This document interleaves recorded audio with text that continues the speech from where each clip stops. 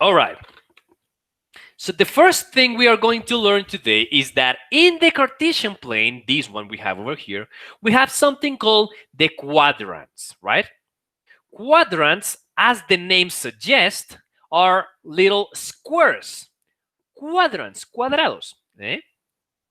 Now, those little squares, those little quadrants are the ones that I have numerated here in the screen.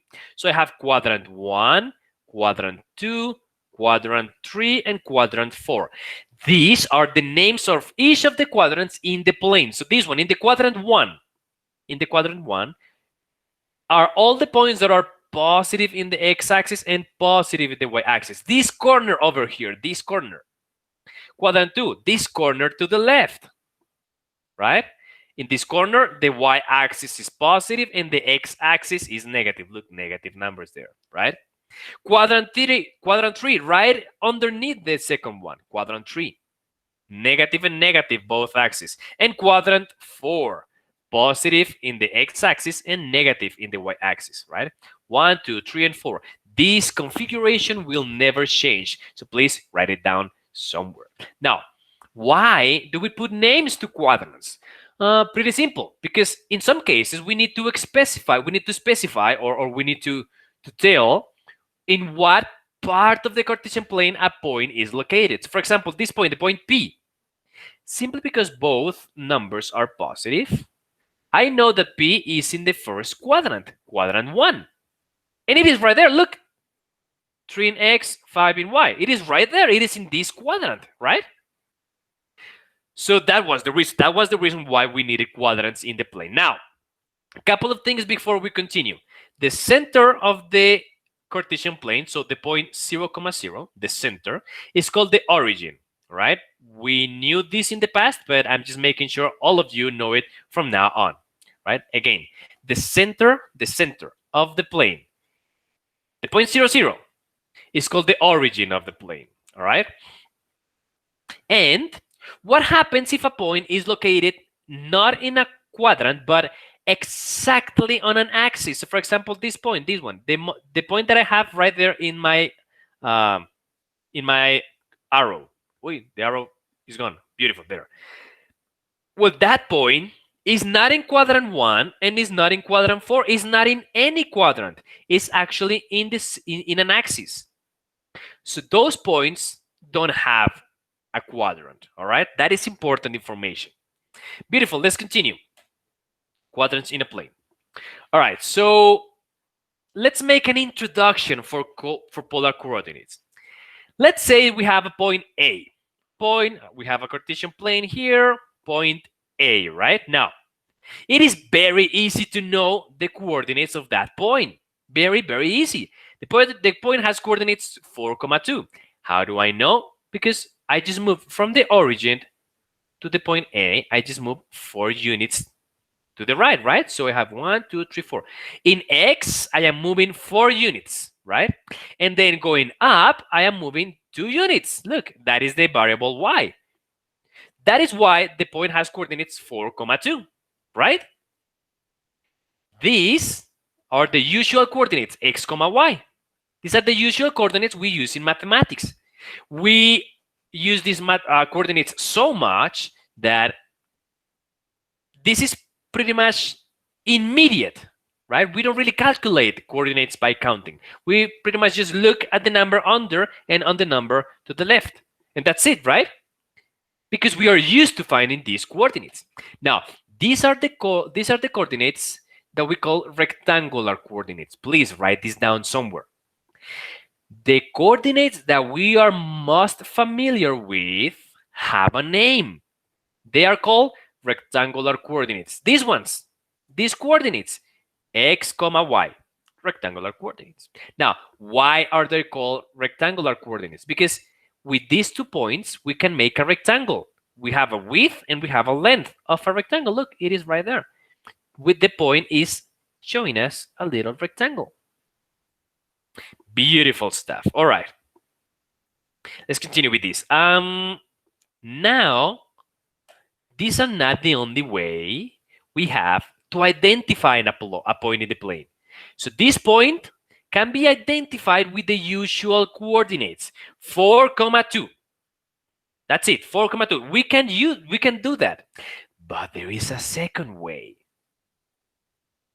We can use the distance from the origin, so from here to the point, from here to the point, this little line. Of course, my line is a little bit moved to the left, right? It should be right in the origin. Just assume this is right on the origin, all right? So this line is the one we are going to call R. And this is showing us a piece of information for the point A. But also we can find the angle of elevation theta. What? What is that, teacher? Angle of elevation? What? Don't worry. Is this, look, from the x-axis all the way to our line R. Let me show it again. This one. This is the angle we call theta. Now, in order for us to calculate these two, we're going to have to use some formulas, but we don't have to calculate these all the time. We can also measure these. We can measure this using a ruler to measure the distance R, because that's what it says here. Look, we can use the distance from the origin up to the point R, so we can calculate this distance with a ruler, right? We just take our ruler and measure this line. And how do we measure these degrees here? Well, we use a protractor. Right? We center the protractor at 0, 0, and we measure the elevation. That's it. That's it. So with these new coordinates, by the way, these are the polar coordinates. This is the name of the coordinates. These are polar coordinates. Write this down somewhere. This is the new topic, guys. So from now on, we're going to be talking about this a lot of the time. Right? A lot of the time. Right. So polar coordinates. By doing this, I can calculate the polar coordinates of the point A. By measuring this, I know that the R, the measure of R, is 4.47, right? I just did it with a ruler. And the angle of elevation here, the angle in degrees, is 26.57. All right, so we have 4.47 and 26.57. So those are going to be our units, our coordinates. The distance is 4.47. The angle of elevation is 26.57 degrees. Don't forget about the units, degrees. So these are going to be the coordinates. Before today, we had this type of, the only type of coordinates that we knew were x, y. So these were x and y. But this is not going to happen anymore. Sometimes we have polar coordinates where the first is the value of R, the distance to the point from the origin. And the second one is theta, the angle of elevation from the x-axis to that line. And that is it. That is the introduction. Now, the easiest way to get better at understanding this is with practice. So we're going to practice this in a second. We're going to take a look at a video right now. Let me see if I can show it to you. Here. Guys, do me a favor, please. Increase the volume in your computer or in your cell phone, all right? Increase it as much as possible. I'm going to do it as well here. Increase the volume as much as you can, all right? I'm gonna put subtitles. I'm gonna put subtitles so that you guys can read. And this is gonna be full screen. So you guys ready? All right, here we go. This video is meant to be ¿Tenemos que tomar apuntes?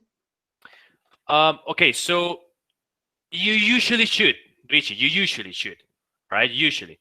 But I'm gonna talk about this again after the video, right? So yes, if you want to take notes, sure.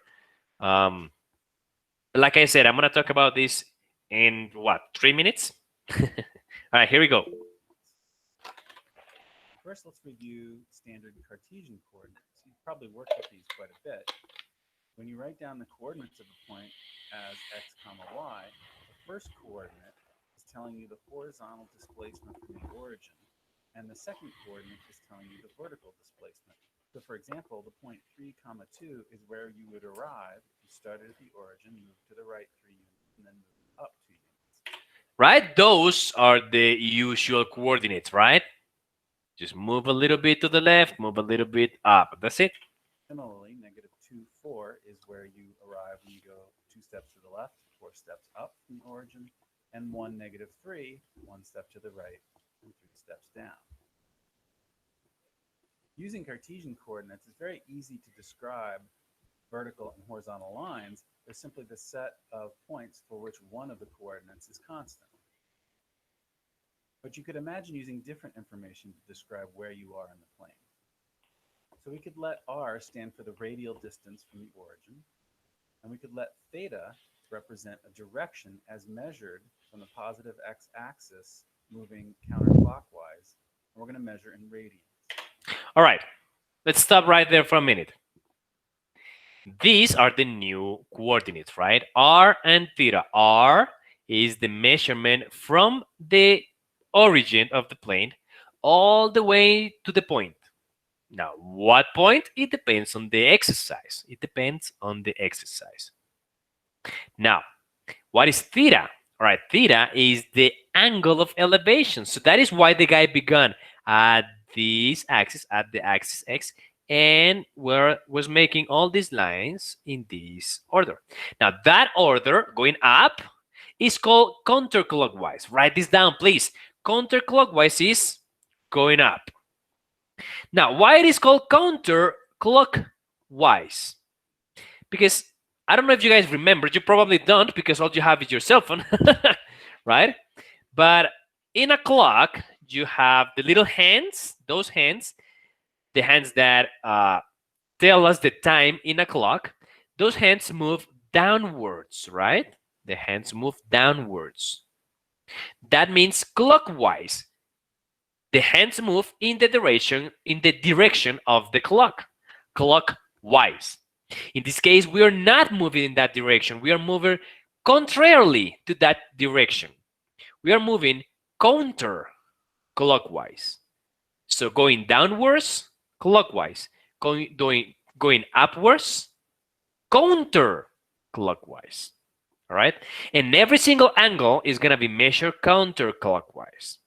All right. Now, these angles, I don't know, maybe you guys remember these because we just review it. But these angles, look, all of these angles are in multiple of pi. All of these are multiples of pi.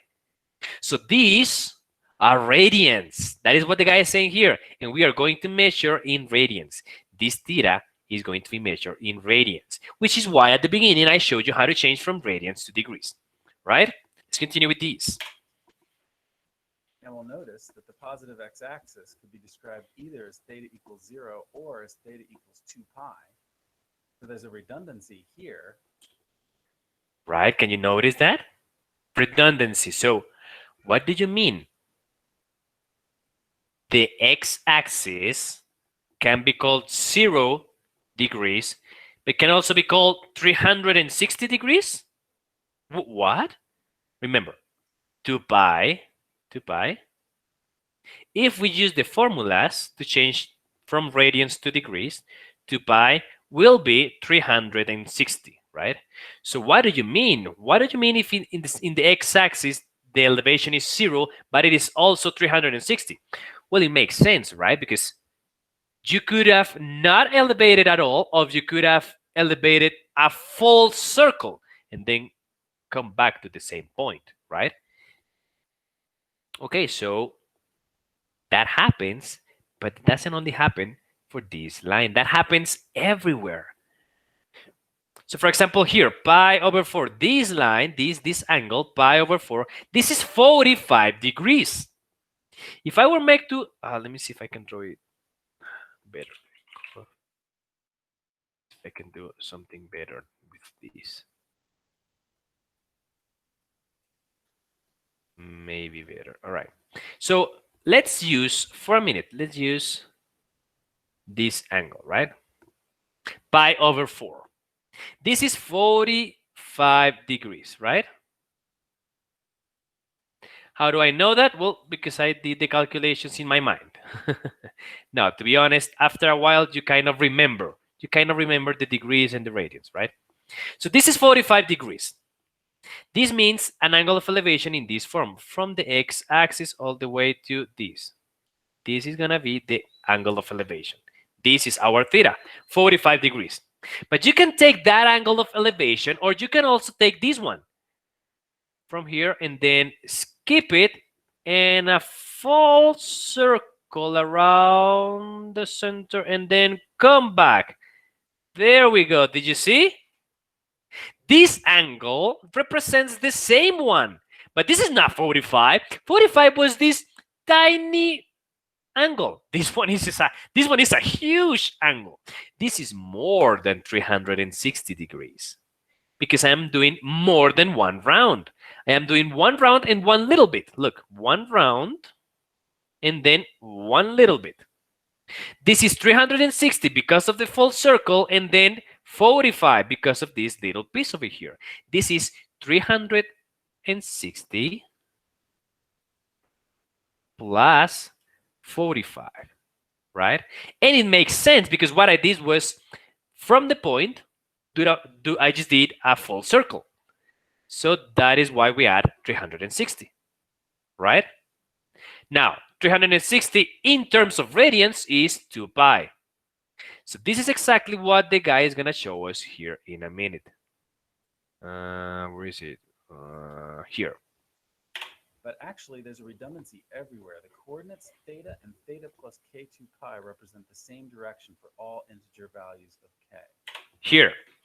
This is the redundancy. Now, instead of doing the angle plus 360, I could have just done the angle plus 720. What is that? Well, that is 2 rounds. That is 2 circles. Look, the angle and then one circle and then another circle. That is 360 twice, right? Because I did 2 circles twice. So those are 720 plus the angle. This is what we have here, the angle plus a multiple of 360. Remember, 2 pi is 360. So you have the angle plus a multiple. This multiple is the amount of circles we do, the amount of rounds. So let me erase all of these.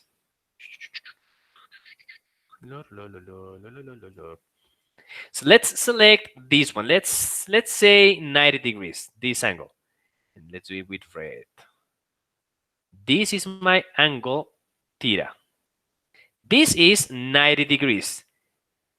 Pi over 2. Now, if we use the formula, we can see that pi over 2 is 90 degrees. We don't have to use the formula because it is right there. Look, this is a right angle, right? This is 90 degrees. But this is not the only way we have to name this angle. We can do this the same one round, that is 90 degrees, right? But then a full circle if in that point, that is 90 degrees plus 360. But I can continue and do another round. That is 90 plus 360 plus 360. Or I can do another round. Did you see? That is 3 times, because I did 3 rounds, 3 times 360. Or 4 times 360. Or 5 times 360. Did you see? This angle theta, the new angle theta, is going to be the same as this one. These two are going to be the same. One is 90, a simple tiny number, and another one is a huge number, but they represent the same elevation in our plane. All right, guys?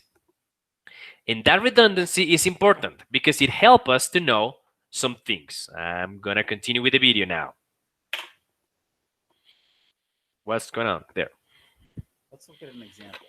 Where is 4 comma pi over 3? Una pregunta. Sure, tell me. ¿Por qué ahí había teta igual 0 igual 2 pi?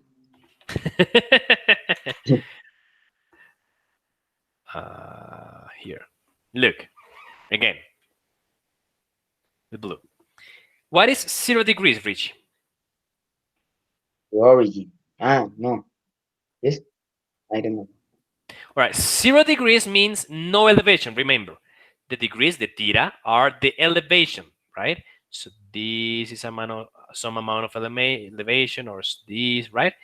This is an amount of elevation, right? The little circle, this is theta, right?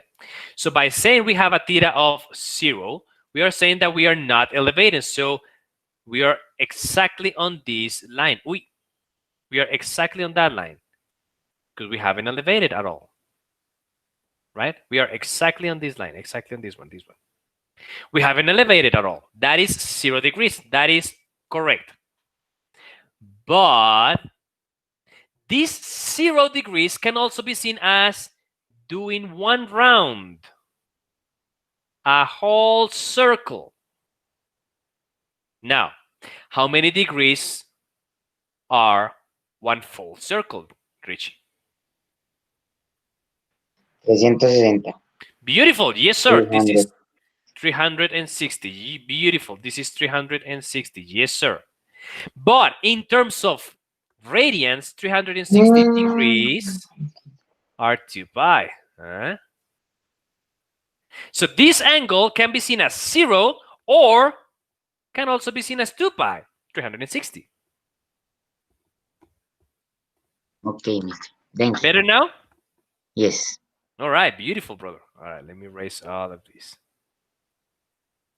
Let me erase all of these things. Beautiful. All right, let's continue. So the radial distance from this, All right. Now we're gonna see right now how to plot points right there, right in the Cartesian plane, in the polar plane. Why is this important? Because this is gonna be the activity of today, all right? Pay close attention. let's look at an example. Where is 4 comma pi over 3? Now, where is that? Where do we plot 4 comma pi over 3? So the radial distance from the origin is 4, and our direction is going to be pi over 3 measured from the positive x-axis. All right, so this is exactly what we had at the beginning.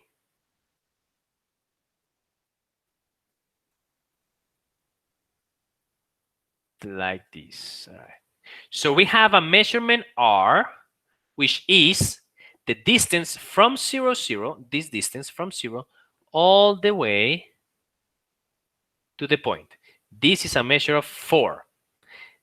Why? Because I'm assuming the guy took his ruler and measured this as 4 centimeters, maybe, or well, it depends on the unit, right? Okay. So now we have r. But what about the elevation, theta? Okay, the elevation is always from the x-axis, always from this axis over here. And we're going to go up the amount that theta is saying. And in this case, theta is pi over 3. Now, there is a difficulty, right? There is a difficulty. We don't know how much is pi over 3.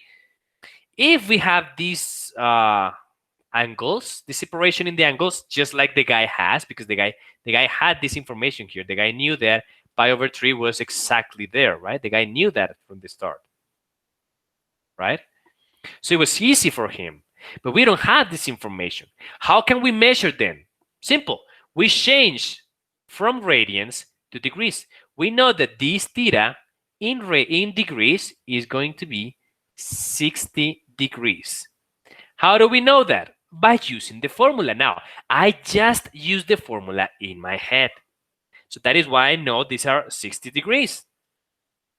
If you don't have that ability, it's okay. Simply take some time, a piece of paper, a pen, and do the formula. And you'll find this is 60 degrees. Now, you take your protractor, right? And measure 60 degrees. This is exactly 60 degrees. So we know this is the position of the point right there. Should be the position of the point right there. All right? Let's come back with the video. That means this is the point we're describing. But as we saw, polar coordinates are not unique. So let's explore this example some more. Here's how we originally thought of this point. Pi over 3 radians from the positive x-axis measured counterclockwise, and then 4 units away from the origin. All right, did you see? That is simple, right? Pi over 3 counterclockwise, right? And then from the origin, 4. That's it. Beautiful. But So we could add 2 pi to the direction coordinate, and that means we'd circle around and then arrive at this direction, and then, of course, move 4 units out. So 4 comma 7 pi over 3 are also polar coordinates of the same point. did you see? By doing a full round, so a full circle, we change pi over 3 to 7 pi over 3. And these, clearly, these numbers are not the same as these ones. But they represent the same point. Did you see? We have multiple ways of describing the same point. We have multiple ways, multiple forms of describing the same point. The point was P. This is not a different point than this. These are the same point. From 0, 0, we're going to measure 4. That's it. And in this case, we went up 60 degrees. But in this case, we went up 420 degrees. 7 pi over 3 is 420. So that means a full round and then 60 more. Wow. The exact same point. And that is if I just did one round. Pi over 3 plus 2 pi, right? Plus 360. But what if instead of 360, so 2 pi, one round, what if I just added 2 rounds? 4 pi. That is 2 rounds, 4 pi. Then we have a third way of writing the same point. And if I do 3 rounds or 4 rounds or 5 rounds, we have an infinite ways of describing the same point. How beautiful is that? These polar coordinates are absolutely delightful. All right, let's continue with this. But we could also subtract 2 pi from the direction coordinate. What? 5 pi over 3. So in this case, we would travel 5 pi over 3 clockwise What? on the positive x-axis and move 4 units out once again, arrive at the same point. Did you see that? Okay, just before we continue, I'm gonna do a quick stop here. Whenever talking about polar coordinates, right? Whenever we find a minus, a negative sign, that means go in the opposite direction, right? So we learned regular angles measure counterclockwise, so upwards in this direction, right? But since this one has a negative, then we measure it in the opposite direction. That is why the guy is doing this measure. All right? Again, whenever we find a negative, that means in the opposite direction. That is not only for the degrees, that is also for the R, right? So like this is in the direction. This is 4. But if I measure, if I had negative 4, that will be in the opposite direction. So like this. All right?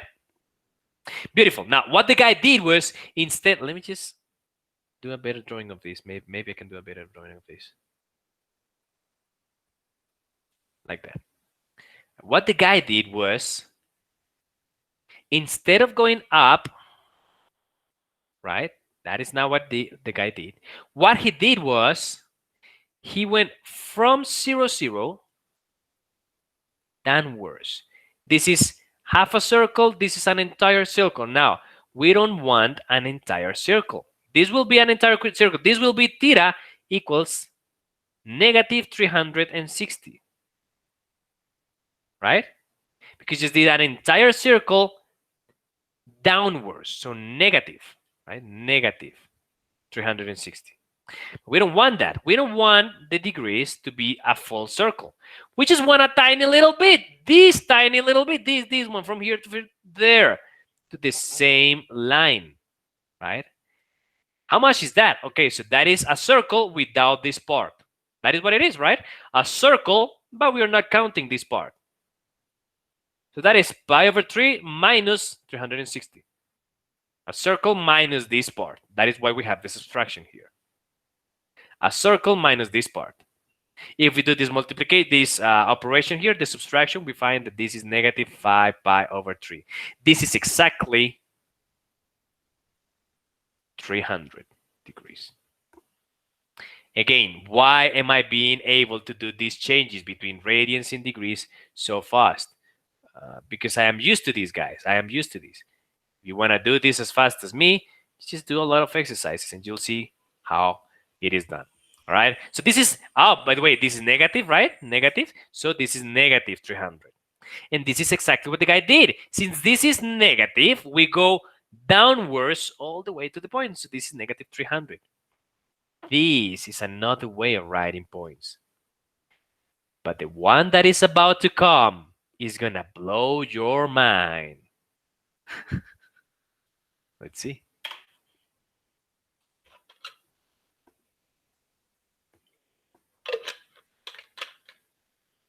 Here's a sneaky possibility. We could add pi to the coordinate pi over 3. And by doing so, we're sort of pointing in the opposite direction. Not good, right? We wanted the line to be exactly the point P. We added too much. Look, we added pi. By adding pi to the point, to the angle, sorry. This is pi over 3, right? This is pi over 3. Plus pi means just half a circle. Remember. Let me see if I can write this down here somewhere. Remember these, guys. Remember what I'm about to write here. 2 pi is 360, right? So a full circle, right? So how much is pi? Well, pi is half of 2 pi, right? This is 2 pi, this is only 1 pi. So it makes sense it is half of 360. This is 180. So instead of 4 circles, this is half.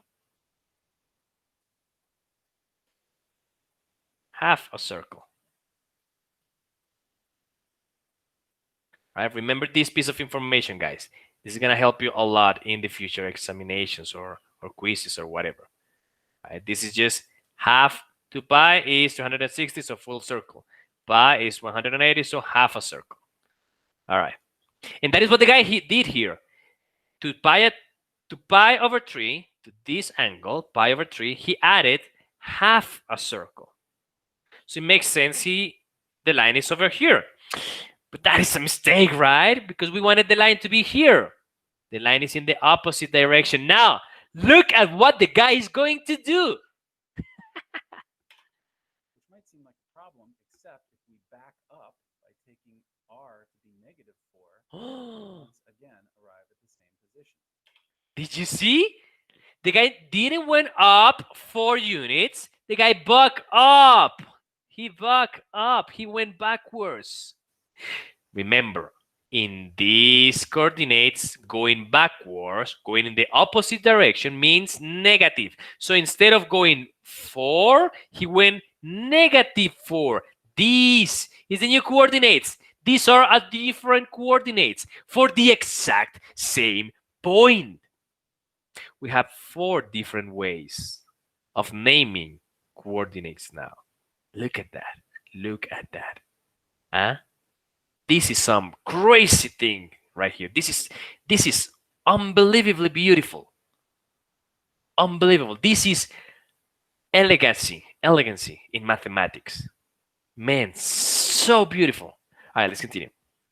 So here's a pretty non-standard way to do it. Usually, when you're describing points in the plane using polar coordinates, you try to use a positive value of r, but it's important to interpret what happens when r is negative because you will often have to do so when you're dealing with polar equations.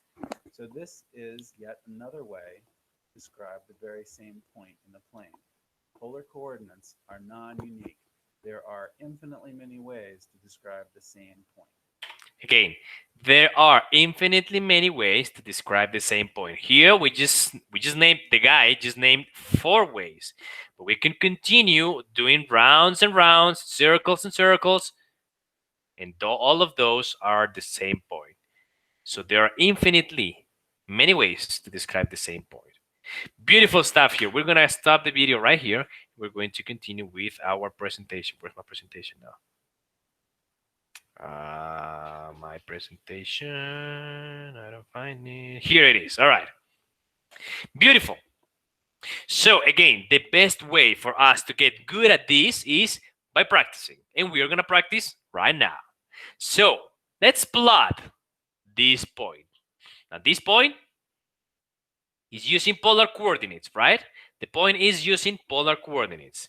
So the first problem is, how much is this elevation? How much is 5 pi over 3? How much is that? Please, in the chat, let's see who can tell me how much is 5 pi over 3? 2 degrees, of course.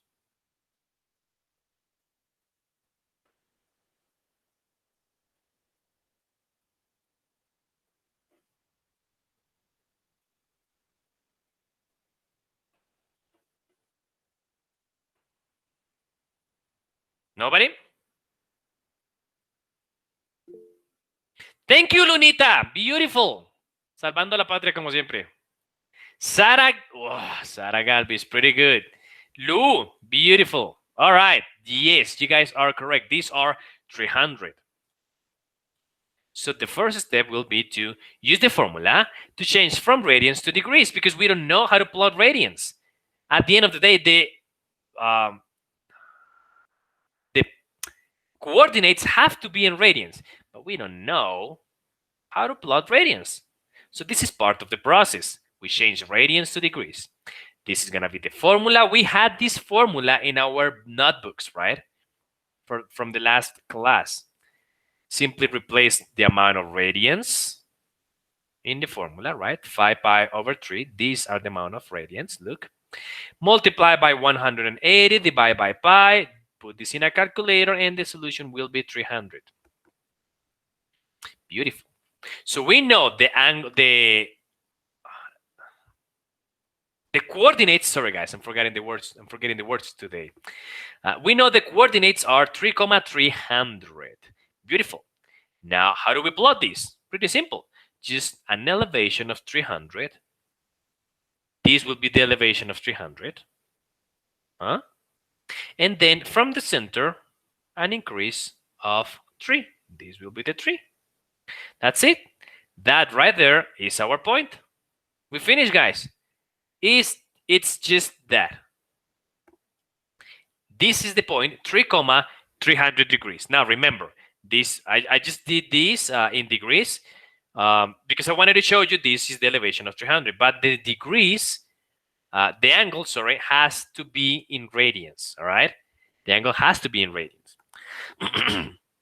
Again, how did you plot this? Take out a protractor. You need a protractor for these guys. A protractor is in the list of materials of the class. So you need to have a protractor here. And you measure from center, you measure 300, and that is where the line will be. Then you take the ruler and measure 3. 1, 2, and 3. That is it, guys. All right, let's do another one. 2, negative pi over 4. So we have a negative angle now, a negative angle. We are going to do the exact same process. The first step, use the formula to change from radians to degrees. And if we put this negative pi over 4 in the calculator, we know that this will be negative 45. So now that we have the angle, this is what we have to plot. 2, negative 45. So in the plane, since the angle is negative, we are not going to go up. Remember, negative means going backwards. So I'm going to go down clockwise now. So an angle of 45. Again, you measure this by using a protractor. 45 backwards. So negative 45. And then by using a ruler, you're going to measure this. This will be 1 over here and 2. There you go, 2 centimeters. Beautiful stuff. We have now the point, 2, negative 45 degrees. Again, I have it in degrees because I wanted to show you the increasing, the elevation here. But this angle should be in radians, right? This should be the 1. Beautiful. Let's continue. How about this one? 3, 0. All right, so 0 is the angle, right? Meaning we have an elevation of 0. We don't really have to change to radians because right now the angle is in radians. But we know elevation of 0 means we are not going to do any movements on the plane, right? Just in case you want to change it, you just do 0 in radians and you're going to have it still 0 degrees. That's the same, right?